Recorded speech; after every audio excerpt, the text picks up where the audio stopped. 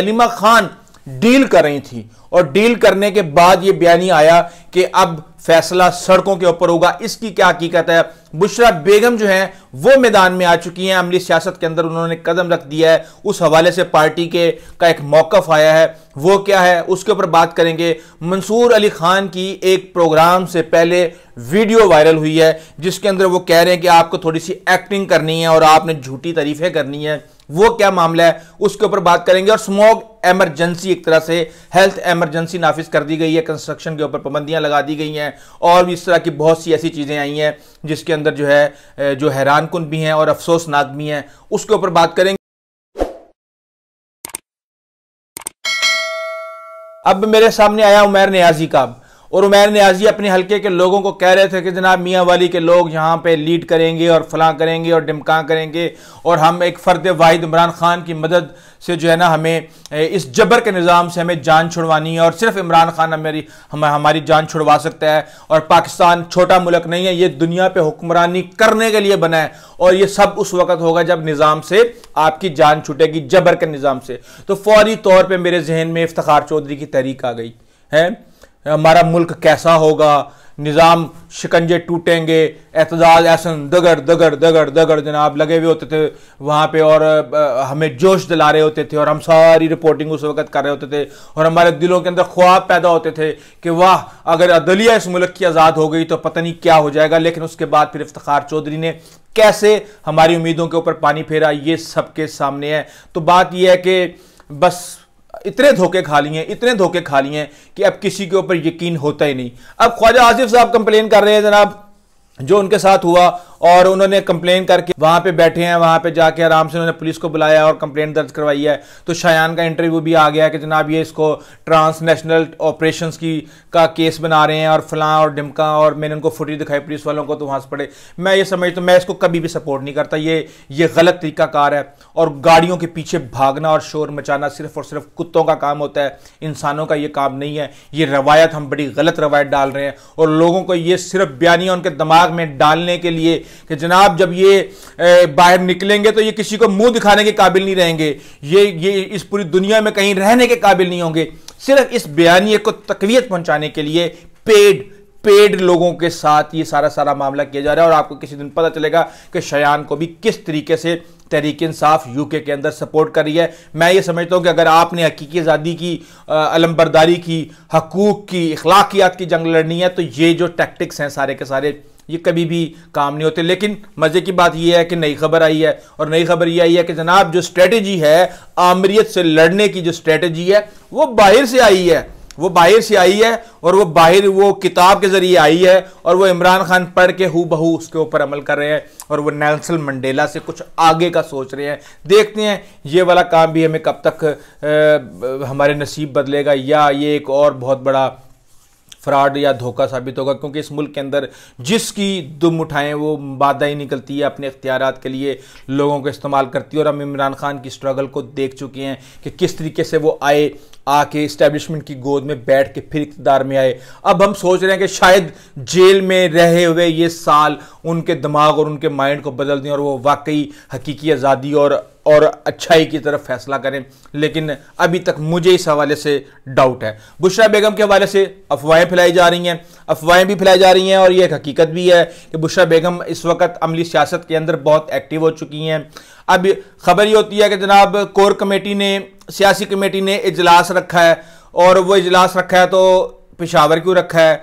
पंजाब के लोग पेशावर जा रहे हैं, इस्लामाबाद के लोग पेशावर जा रहे हैं, तो अगर बेहतर ये ना होता कि इस्लामाबाद में रख लिया जाता। अब इस्लामाबाद में रखा जाता तो जाहिर सी बात वहाँ पर मुखबरी हो जानी थी कि बुशरा बेगम उसके अंदर किस तरीके से इन्वॉल्व है, तो सबको उठा के उधर ले जाया गया। और उसके लिए तहरीक इंसाफ ये कह रही है कि जनाब एक बंदे का बाप का खामिद है, एक का भाई है, तो वो क्यों जो है ना इसके अंदर शामिल ना हो, क्यों ना वो इस एहतजाज के अंदर। और मैं ये मानता हूं ये बिल्कुल सही है कि आपके जो खूनी रिश्ते हैं मुश्किल वक्त में हमेशा वो आपके साथ होते हैं और वो आपको सपोर्ट करते हैं और करना भी चाहिए। लेकिन वो लोग जो ये कहते हैं कि जनाब ये मरूसी सियासत नहीं है और हम इस वक्त इमरान खान के साथ सिर्फ इसलिए खड़े हैं कि ये मरूसी सियासत कर रहे हैं, तो मेरे ख्याल से ये चीजें भी ये बड़े सगीर के अंदर नहीं ये चलता बिल्कुल भी। यहां पे खानदानी सियासत ही चलती है। और अगर इमरान खान के बच्चे पाकिस्तान के अंदर होते तो सबसे ज्यादा काबिल भरोसा इमरान खान के लिए वही होते। और इमरान खान अपनी जिंदगी का सबसे कीमती असासा,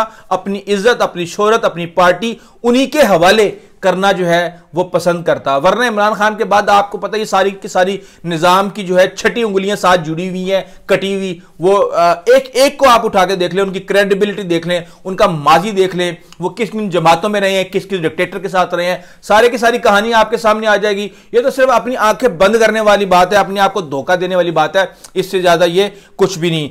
मंसूर अली खान की एक वीडियो लीक हुई है और उस वीडियो के अंदर वो ये कह रहे हैं, देखें मैंने सारी जिंदगी प्रोग्राम किए हैं। मलक रियाज का जब प्रोग्राम लीक हुआ था तो मैं खुद पैनल पे बैठा हुआ था और महर बुखारी ने उस वक्त खुद राव के नाम से एक बात की थी। और वो भी एक लंबी कहानी है, कभी मैं आपको सुनाऊंगा कि मेरे और महर बुखारी के जो प्रोड्यूसर के दरमियान क्या एक टसल चल रही थी स्क्रीन के ऊपर रखने के लिए अपने अपने एंकर्स को। तो अब ये चीज़ होती है कि आपको थोड़ा सा वहाँ पर लोगों को समझाना पड़ता है। और प्रोग्राम के अंदर आपको जाहिर सी बात है आजकल जब तक आपको सांप ना खा के दिखाएं कोई आपको देखने के लिए तैयार नहीं है, तो थोड़ी सी चीजों को मैनेज करने की जरूरत होती है। अब मुझे यह नहीं पता कि मंसूर अली खान जो है वो झूठी तारीफें क्यों करवाना चाह रहे हैं, वो किसकी झूठी तारीफें करवाना चाह रहे हैं, और वो वहां पे मौजूद लोगों से एक्टिंग क्यों करवाना चाह रहे हैं। बहरहाल ये लीक हुआ है और ये इस वक्त सोशल मीडिया के ऊपर काफी वायरल हुआ है।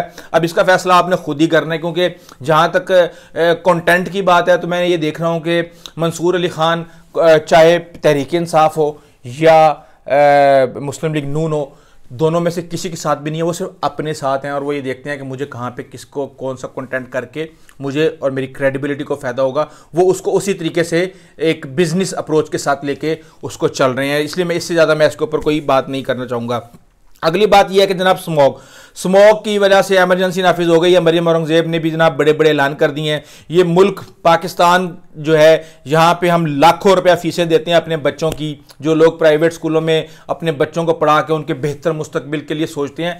तो इस वक्त सूरत हाल ये है कि पाकिस्तान वो मुल्क है जहाँ पे 245 दिन होने चाहिए एजुकेशन डेज, यहाँ पे 120 दिन के ऊपर आ गए, हम आधे पे आ गए। यानी कि हमारी कोई चीज़ भी ठीक नहीं है, यहाँ पैसे दे के भी आपको मामला ठीक नहीं हो रहे।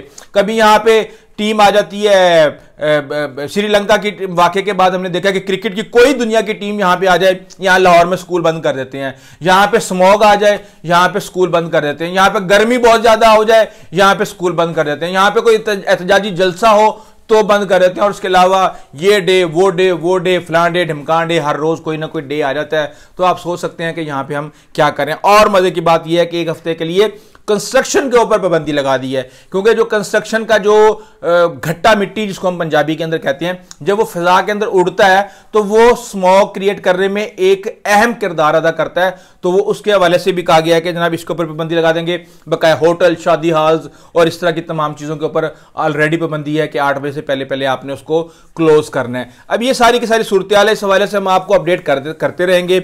इस वक्त जो 24 नवंबर की फाइनल कॉल है वो सिंपल सी बात है कि अड्याले वाले का ऑर्डर और लोहे का गार्डर।